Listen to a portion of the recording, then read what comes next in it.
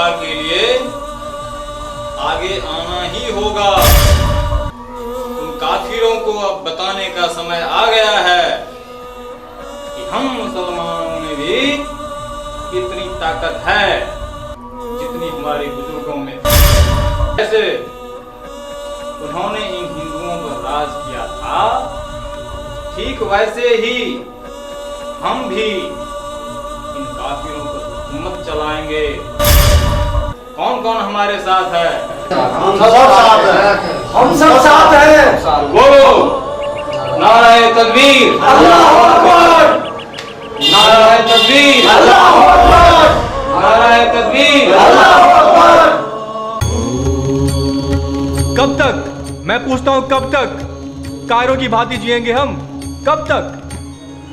हमारे महापुरुषों ने धर्म की रक्षा के लिए अपनी जान तक गंवा दी और हमें कि हाथ पर हाथ धरे बैठे। अरे उठो और अपनी धर्म की रक्षा के लिए सदैव तैयार रहो। बहुत सह लिए हम, हमारे मंदिरों को तोड़ा गया, हम चुप रहे। हमारे भाइयों का खून बहाया गया, हम चुप रहे। लेकिन अब बात हमारे अस्तित्व की है। अरे तुम शिवाजी और महाराणा प्रताप की संतान हो, जाओ और उन्हें बता दो अगर तुम एक मारोगे तो हम 1000 मारेंगे।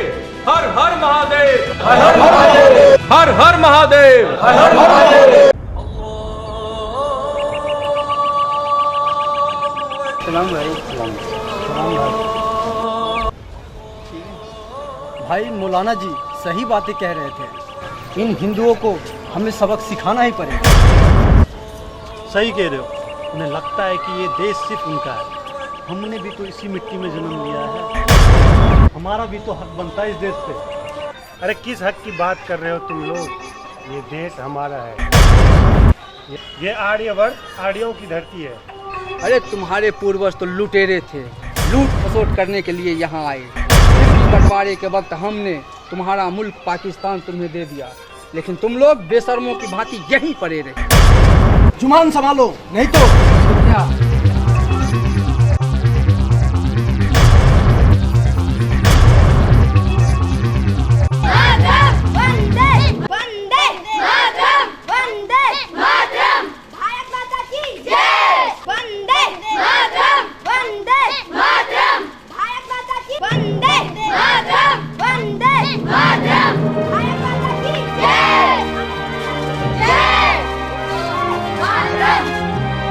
रुको,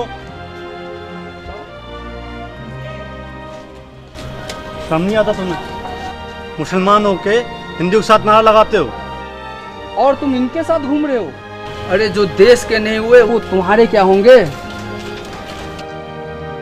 भैया मैं तो हिंदू हूँ और ये टोपी तो मुझे रहीम ने पहनाई है। हाँ, और मैं मुसलमान हूँ। राम ने मुझे टीका लगाया है, क्योंकि हम ना तो हिंदू बनेंगे और ना मुसलमान, हमें सिर्फ हिंदुस्तानी बनना है। और हाँ, अगर बड़े होकर हमें भी आप लोगों की तरह धर्म के नाम पर लड़ना होगा तो भगवान हमें बच्चे ही बनाकर रखे। वंदे मातरम, वंदे मातरम, जय मातरम।